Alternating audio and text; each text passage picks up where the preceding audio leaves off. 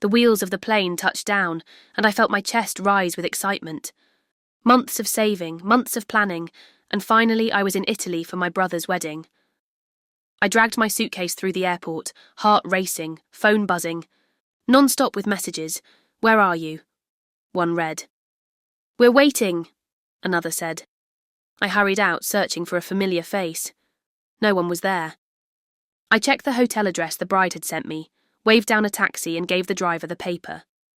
30 minutes later, I was standing in front of a hotel that had never heard my name.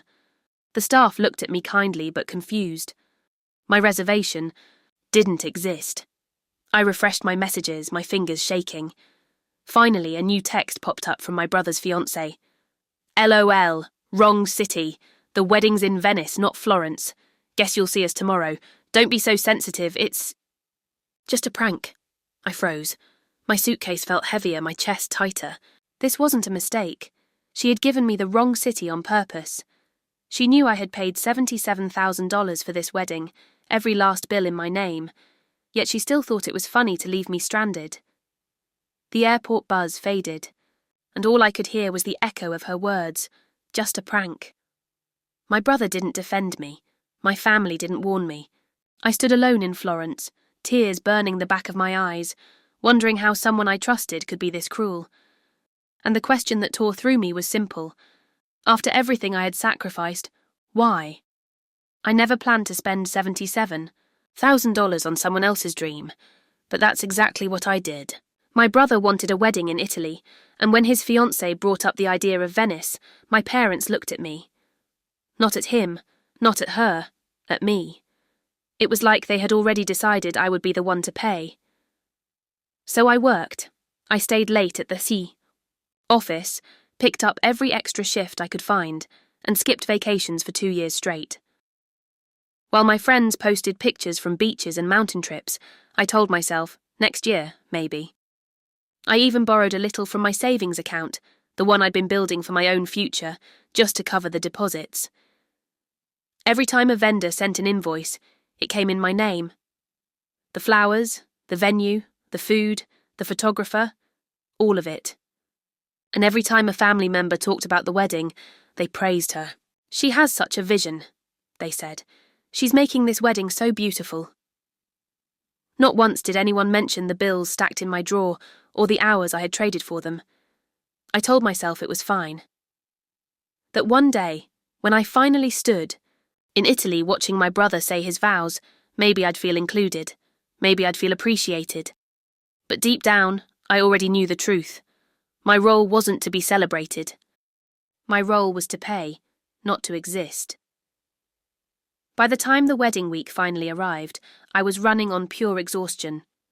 My body was tired from all the late nights at work, but my heart still carried hope. This trip, I told myself, would finally make it worth it. All those sacrifices, all those hours. I pictured us together in Italy, laughing, bonding, finally feeling like part of the family, instead of just the person signing checks.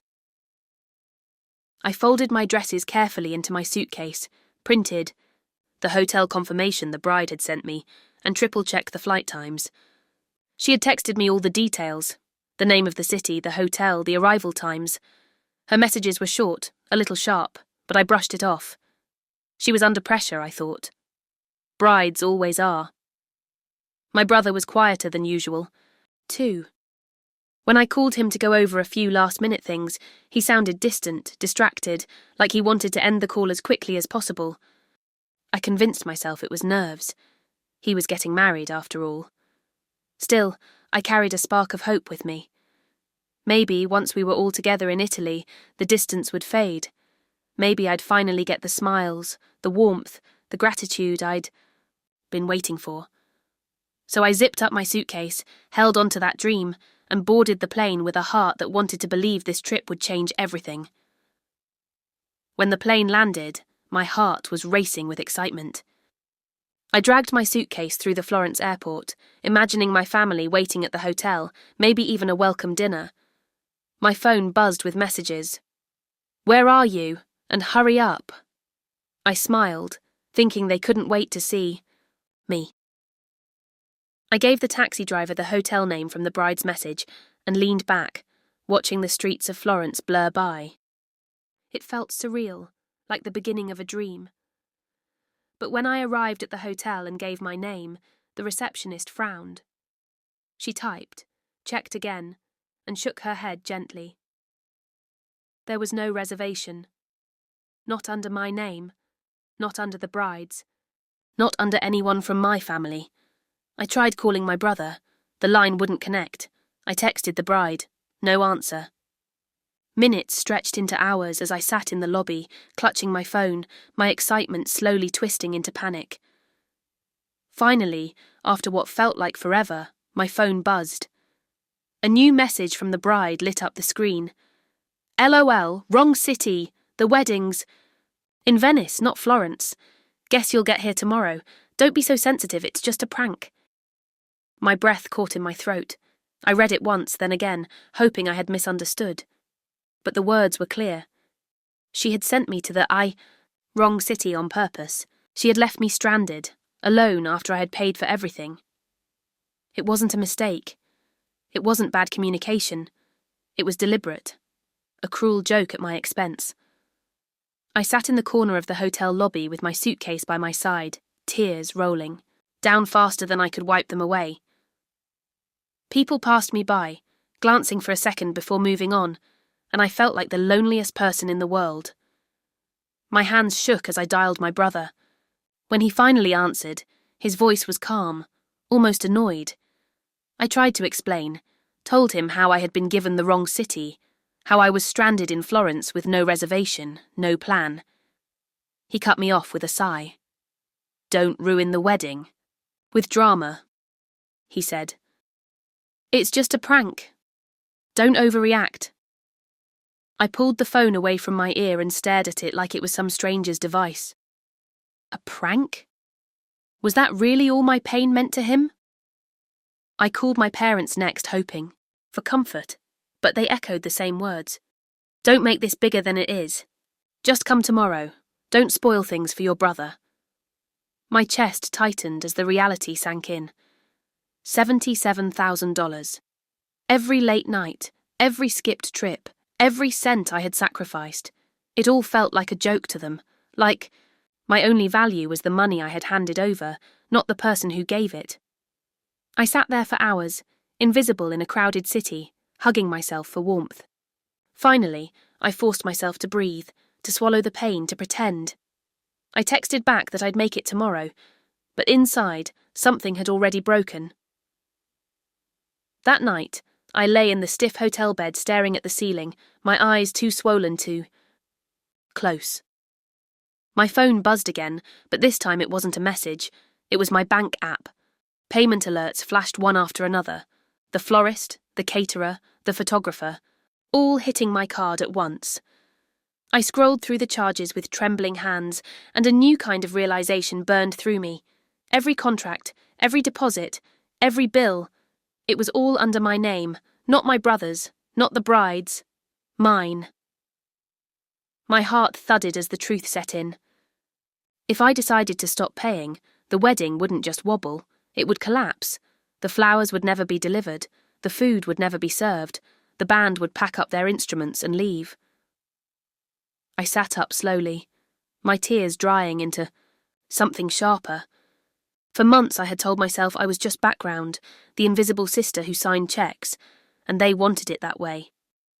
They wanted me unseen, unimportant, disposable. But as I stared at the glowing list of transactions, a quiet fire sparked inside me. If they wanted me invisible, maybe it was time to show them what invisible really felt like. I woke up with a calm I hadn't felt in months. My suitcase still sat by the door untouched, but my phone was in my hand. I dialed the credit card company, my voice steady as I explained the situation.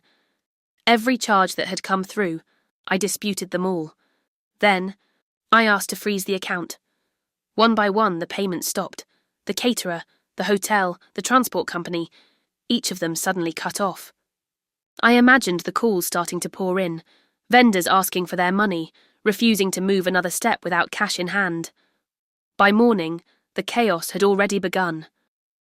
My phone lit up with notifications, missed calls, voicemails, dozens of messages, piling up, each more desperate than the last. I didn't have to hear the words to know what was happening in Venice. The tables weren't being set, the flowers hadn't arrived, the buses full of guests weren't moving. The bride's dream wedding, the one I had paid for, was falling apart right in front of her. My brother's name flashed again and again across the screen, but I let it ring. For once, I didn't jump to fix things. For once, I let the silence answer for me. By the time I finally answered my brother's call, his voice was already breaking. Behind him, I could hear shouting, guests, murmuring, someone crying. "Where are you? The vendors won't set up. They're demanding cash. We don't have it."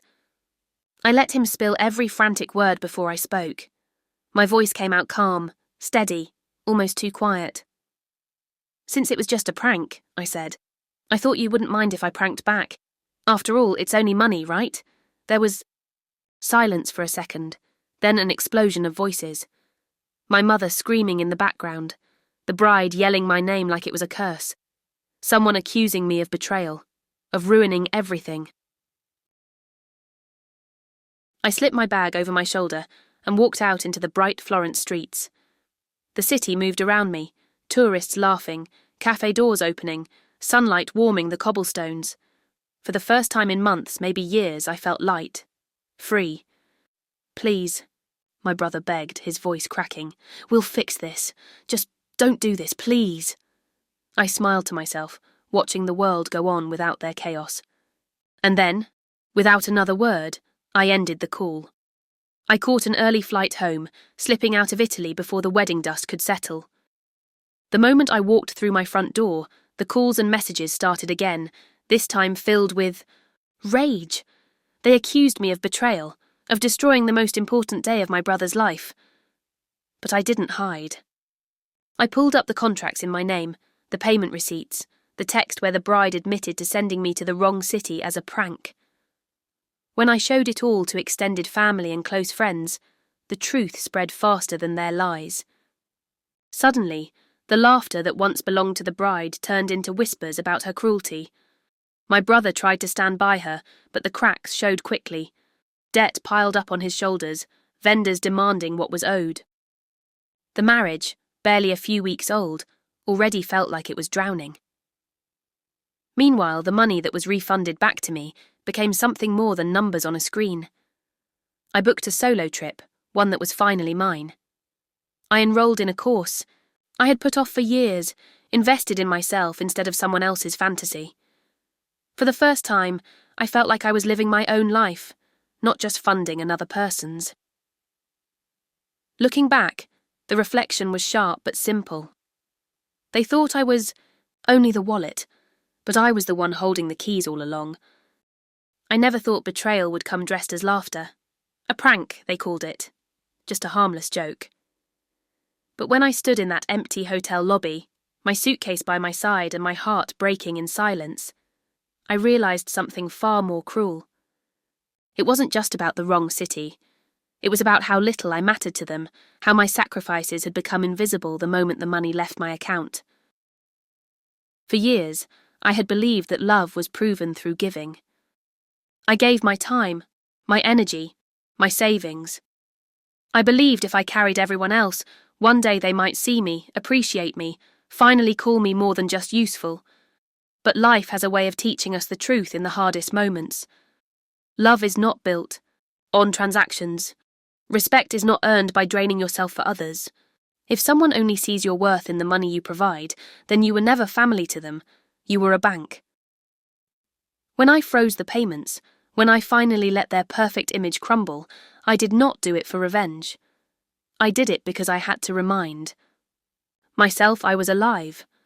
I was not just a shadow at the edge of their photographs. I was not just the invisible hand-signing checks. I was a person. I had dreams, needs, and the right to be treated as more than a background character. That quiet fire inside me was not hatred. It was survival. It was dignity waking up after being buried too long. People often talk about family as if it's unbreakable, as if blood always protects. But blood can cut just as deeply as it binds. And sometimes the cruelest wounds come from those you grew up trusting most. My brother could have stopped it. He could have defended me. Instead, he laughed. With them, told me not to ruin the wedding with drama. That moment will always sting, but it also opened my eyes. Love without respect is nothing more than decoration, pretty on the outside, hollow at the core. Walking through Florence that day, phone buzzing with unanswered calls, I finally breathed in freedom. I wasn't smiling because their world was falling apart. I was smiling because for once I had chosen myself. I had placed my worth above their expectations. And in that choice, I found something no money could buy: peace. When I came home, they tried to shame me. They called me selfish, dramatic, ungrateful. But shame only works when you accept it. This time I didn't. I had the receipts, the proof, the truth in black and white. More importantly, I had the strength to stand tall in my decision. Extended. Family and friends who saw what really happened supported me. The bride's cruelty was no longer a hidden game, it was exposed for everyone to see. And while they scrambled to cover the damage, I moved forward. I used the refunded money not to punish them, but to rebuild myself. A solo trip where I chose the destination, the hotel, the memories. A course that sharpened my skills and gave me a future I controlled. For once, I was investing in my own happiness, not in someone else's stage play. And it felt like breathing. For the first time. The moral of this story isn't that revenge wins. It isn't even about money. It's about learning the difference between giving and being used. Generosity is beautiful when it flows both ways. But when it only empties you, leaving you smaller and smaller while others grow fat on your sacrifice, that's not love. That's exploitation dressed up as family. Sometimes you have to walk away from the table, no matter how many years you've sat there, no matter how loud the voices beg you to stay. Because staying silent, staying invisible, will not earn you the love you deserve. Choosing yourself isn't cruelty, it's courage. And courage is what carries you out of dark places into light. They thought I was just the wallet. They thought my silence meant I would always obey, always pay, always disappear. But the truth is, I held the power all along. I was the one who built their dream, and I was the one who could take it away. And in learning that, I found something far greater than control. I found myself. In the end, I don't hate them. I don't even wish them harm. Their choices will follow them, and the cracks they created will be theirs to carry. But me, I carry freedom. I carry the lesson that my value was never in the dollars I gave or the sacrifices I made. My value was in me, and it always had been, and that is the quiet justice I will never let go of.